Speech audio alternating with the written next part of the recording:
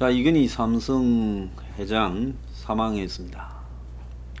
언론들이 칭찬 일색입니다. 약간 어두운 부분도 있었다 말을 하지만 대체로 조선일보는 변방 한국을 세계 인류로 만든 성부사다. 동아일보 초인류 남기다. 그리고 중앙일보 대한민국 초인류 시대 연 개척자다. 매일경제 마누라 자식 빼고 다 바꿔라. 혁신의 거인 잠들다라고 이렇게 평가를 합니다. 한국 사회에 남긴 많은 점도 있겠지요. 자, 그렇지만 많은 사람들이 다 좋은 말을 하는데 제가 죄 뿌릴 생각은 없습니다. 굳이 또 죄를 뿌려야 될 이유도 없고요. 그렇게 하면 안 되죠, 사람이. 그렇지만은 저는 객관적으로 이 사안에 대해서 좀 이야기를 하겠다는 겁니다. 그런데 지금 보수 일각부터 시작해서 대부분의 유튜버들까지도 찬양하고 있고 주류 언론들 TV, 신문 전부 찬양하고 있습니다. 그래서 한 사람의 사망 문제를 이런 식으로 지금 찬양 일색으로 가게 되면 그 사이에 바람직한 것이냐라는 부분에서 좀 제가 의문을 제기합니다. 또 삼성이 박근혜 정권을 무너지게 만드는데 원인을 제공도 했습니다. 자기들은 안 했다고 말을 하지만 결과론적으로 이 삼성의 재단과 말에 대한 문제가 국정농단이라는 사건으로 돼서 사실상 박근혜와 이재용 이 두 가지 문제가 삼성의 국정농단 사건의 핵심인 부분이죠. 그러다가 또 이 정권 들어와서 검찰이 삼성 바이오로직 문제를 파고 헤치면서 근데 검찰이 먼저 판 게 아니라 금감원 등이 사실상 고발한 문제입니다. 자, 그래서 이 문제를 통해 가지고 결국은 이 삼성이 박근혜 때 그렇게 이 정경유착을 했던 이유 자체가 궁극적으로 삼성의 이재용의 승계, 그룹 승계를 위한 부분에서 제일모직과 삼성물산의 합병 과정에서 이재용이 지분을 많이 가지고 있는 제일모직에 유리하게 합병을 하기 위해 국민연금 등의 지지를 받아내려고 그렇게 했다. 그 내용이 지금 핵심이었죠. 그런데 최근에 이제 이 정권 들어서서 문제가 됐던 내용은 단순히 지지를 넘어서 제일모직의 가치가 그 자회사인 삼성바이오로직의 자회사인 삼성에피스 이런 것들이 차례대로 회계 사기, 분식 회계가 되면서 결국 제일모직의 가치가 과대평가되어져서 박근혜 정권의 도움으로 지금 그런 부분에서 이재용이 사실상 부친이 유고 상태에서 권력을 다 장악했다는 거죠. 만약에 이건희 회장이 2014년 5월에 급성 심근경색으로 의식을 잃고 6년 5개월 동안 투명 중이었는데 저는 개인적으로 투병이라는 부분이 사실상 일찍 좀 끝나 있었다 이런 관점에서 이야기를 했죠. 자, 그렇다면 그때 만약에 이 삼성의 상속 문제가 등장을 했으면 지금 제일모직 삼성물산의 인수합병이나 삼성의 장악이 사실상 끝난 상황에서 지금 상속세를 10조 낸다. 삼성 입장에서 10조 내는 게 그게 돈입니까?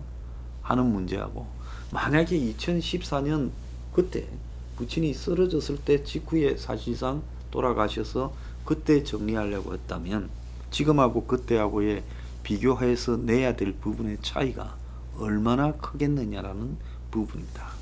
그래서 한간에 죽어도 죽지 못한다라는 이야기도 우리 사회에 떠돌았고 저도 이건희 회장의 생사 부분에 대해서는 정권이 상속세와 관련된 문제도 있기 때문에 국세청이 나서서라도 좀 조사를 해서 확실히 국민 앞에 어떤 상태다라고 이야기를 해야 된다. 이런 의견을 개진한 바 있습니다. 자, 우리가요 모두가 어떤 사람의 사망 앞에 애도할 게 아니라 누군가는 정신 차리고 실질적인 문제가 무엇인가를 대해서 이야기를 해볼 필요도 있는 거지요. 그러지 않습니까? 자, 그리고 보수라고 무조건 편드는 게 아니라 삼성이 공도 있고 과도 있죠. 세상에 모든 일은 양면이 있습니다. 그런데 공 이상으로 과가 저는 있다고 봅니다. 왜? 노무현 정권도 정경유착에서 삼성공화국이라는 이야기가 나왔고 그래서 제가 문이 대통령 될 때 삼성공화국 2가 될 거니까 당신은 자격이 없다. 그때 그런 현상을 지켜본 장본인인데 삼성 출신들로 옆에 세우고 캠프에 가고 있다. 그거는 제가 한 이야기가 아니라 이재명이나 당시 박원순 후보 측에서 문가리에게 제기했던 문제입니다. 근데 아니나 다를까 문이 그 이후에 삼성을 다루고 삼성 수사를 열심히 한다고 지금 이복현 부장검사 등 삼성 수사를 하는 검사들을 조지고 하는 것들을 보면, 그래서 삼성 수사팀들이 해체되고 이재용이가 이 부분과 관해서 국민들에게 심판받아 보겠다고 검찰 심의위원회를 열어달라 이렇게 하지 않았습니까? 자, 그래서 그 사람들이 모여서 이재용 기소하지 말라고 시금방진 이야기까지 하지 않았어요? 자, 그러면서 삼성 문제는 혐의가 없다라고까지도 이야기를 했어요. 자, 어제 사망했고 어제 9시 반에 대외적으로 발표가 됐다 이랬어요. 그래서 그 사이에 제가 봤을 때는 이제 정리할 문제가 정리가 대충 이미 다 되어 있으니까 비교적 신속하게 사망 발표가 되었다. 즉 승계 문제가 끝났다는 겁니다. 일명 박근혜 정부 때 벌어졌던 말가 재단 등 국정농단 사건과 또 시즌2로 이번 문 정권에서 벌어졌던 삼성 바이오로직 분식회계 제일모직 삼성물산 합병 부분에 대해서 정리가 사실상 끝났고, 이 문가리 정권이 제가 볼 때는 삼성에 대해서 그냥 이 검찰 등의 또 판사 등의 사법부의 어떤 결론들 부분을 그냥 뭉개고 가기로 지금 결정이 나지 않았나. 그래서 이 문제를 물고 늘어지던 검찰도 사실상으로 이제 손을 들고 침묵하기로 이렇게 정리가 됐고, 더 이상은 문제 제기는 하지 않겠다. 어차피 뭐 기소되었으니까 그냥 기소된 내용으로 가보겠다. 그리고 사법부는 뭐 지금 현재 완전히 권력의 신여가 되어 있으니까 삼성 봐주려고 그야말로 파기환송심을 만들고 또 삼성의 준법위원회라는 걸 만들어 가지고 잘 하겠다 해주고 또 뭐 노조 등도 허용해주면 봐주겠다고 그렇게 말을 하지 않겠습니까? 그래서 삼성에 대한 지금 이 문 정권의 태도, 박근혜 정부 때의 문제와 삼바의 문제 등이 사실상 잘 정리해 주기로 시즌2가, 삼성의 시즌1은 노무현 때였고요. 지금 시즌2는 문가리 때인데 다 완결되었다고 보고 있습니다. 그래서 제가 대선 전에 2017년 4월달 3월달 이럴 때 제가 이 문가리가 대통령이 되면 삼성 시즌2가 개봉이 될 거다 했고, 이제 역시 삼성공화국2로 사실상 끝났다는 겁니다. 자, 그러면 시즌3은 언제냐? 이제 문이 퇴임 전에 새로운 정치판을 만들어내는 데서 시즌3가 개봉을 할 거라는 겁니다. 자, 그런데 지금 이 한국의 좌파가 노무현 문정권에 이어서 삼성하고는 정말로 예정이 돈독해요.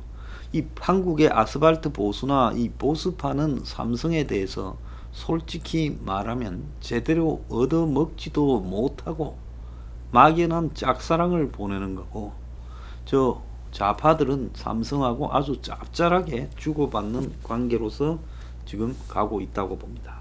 한간에 어떤 분이 예리하게 댓글을 했더만요.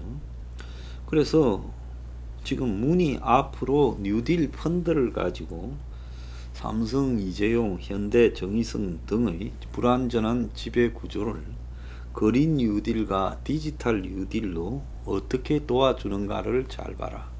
자, 현대차도 지금 정몽구 회장이 몸이 아주 불편한 유사한 상태죠. 삼성도 그렇고요. 한국의 1, 2등이 지금 다 그런 상황이었는데 지금 문이 한국판 뉴딜을 한다는데 그게 스마트 뉴딜, 그린 뉴딜 이래가지고 이게 좀 이상하다고 제가 했지 않습니까?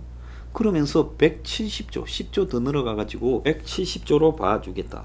그래서 삼성 SDS의 원격 의료 관련, 디지털 뉴딜 관련, 현대글로비스의 그린 뉴딜 관련을 가지고 이 물적 분할을 통해 현대차 지분과 삼성전자 지분을 국민 세금으로 어떻게 취득하는지 잘 보세요. 자칭 보수라는 작자 중에도 아직도 삼성바가 있고, 그리고 윤바가 양성되는 것을 보면 한심합니다. 여기서 윤바라는 것은 윤석열 문제겠죠. 윤석열은 안철수나 무수히 등장했던 다른 대선 정객들과 똑같은 행적을 이어갑니다. 자, 그래서 이재용의 삼성 지분을 늘려주는 뉴딜 펀드가 이거 세금으로 해주고 있는 문가리가 정말로 고마운 사람일 거다. 겉으로는 공정거래 3법으로 재벌 등을 압박하는 것 같지만은 마지막에는 주가를 띄워서 지배구조 개편을 도와줄 거다. 최근에 이 삼성의 대관 업무하는 자가 국회를 드나들면서 지금 기자를 사칭하다가 그 정의당에서 시끄러웠지요.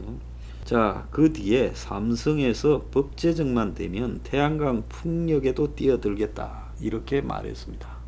그래서 이 우연치고 기가 막힌다라는 이런 댓글을 썼는데, 제가 이분 댓글을 소개하는 것은 굉장히 판을 잘 본다라고 보기 때문에 그런 거예요. 제가 한국형 뉴딜을 계속 이상하다라고 여러 차례 이야기를 한 부분이요. 자, 그런데 공교롭게도 10월 25일 날 당정청이 한국판 뉴딜 워크숍을 가지고 입법 예산의 속도를 낸다 이렇게 발표했습니다. 그래서 더불어민주당 정부 청와대는 25일 국회에서 워크숍을 열어 한국판 뉴딜 추진 상황을 점검했다고 합니다. 이게 워크숍을 열 만큼 시급한 과제예요. 워크숍에는 김용법 기획재정부 1차관이 한국판 뉴딜 후속 조치 추진 전략을 소개했고, 분과별 현황과 예산 입법 홍보 과제를 논의했다. 3차 추경의 뉴딜 관련 예산 88%인 4조 3천억이 집행이 됐고, 3차 추경에 반영된 내년 정부 예산안 21조 3천억 규모의 642개 뉴딜 사업이 반영되어 있다고 하고, 그러면서 경제계 의견을 들어서 뉴딜 관련해서 139개 제도 개선 방안을 마련하고, 시장에 흘러다니는 돈을 여기에 끌어들일 국민 참여형 뉴딜 펀드를 내년 초 조성한다. 그거 준비하고 있다는 겁니다. 민주당의 K뉴딜 총괄본부장인 유동수 정책위 수석 부의장은 10대 입법 과제를 발제했는데, 주요 입법 과제는 디지털 경제 전환법, 비대면 육성법, 그린 뉴딜 기본법, 기후변화 대응법, 에너지 전환법, 미래 모빌리티법, 녹색 산업 육성법, 공정한 전환 지원법, 뉴딜 금융 활성화법, 안정망과 인재 양성법, 지역 균형 뉴딜 지원법 등이 들어있고, 그래서 한국판 뉴딜 입법 과제와 대표적 사업을 잘 이해하고 소통 홍보를 강화하기로 했고, 이낙연 대표는 코로나 위기 극복의 마지막 단계라며 재난에서 회복하고 새로운 미래로 진입하는 연결 부위에 한국판 뉴딜이 있다. 한국판 뉴딜을 위한 입법 과제 이행과 예산 확보가 매우 중요도가 높은 숙제다. 차질 없이 속도감 있게 하겠다. 김태년이는 설계도를 완성하고 구체적인 실행 계획을 세우고 이번 정기국회에서 완료하겠다. 홍남기는 물을 만나면 다리를 놓겠다는 자세로 총력 지원하겠다. 최근에 홍남기 전셋집 걱정하는 거 걱정할 필요가 없죠. 이것만 잘해줘도 뭐 전셋집이 문제겠습니까? 그래서 한국형 뉴딜을 왜 하는가 하는 문제가 누구 때문에 하는가? 왜 하필 이때 이재용 회장이 이제 이렇게 됐는가? 그래서 170조의 디지털 뉴딜이나 언컨택트 데이터 댐 원격으로 AI 풍력 수소차 다 누가 해먹겠습니까? 현대하고 삼성, 삼성하고 현대 아니겠습니까?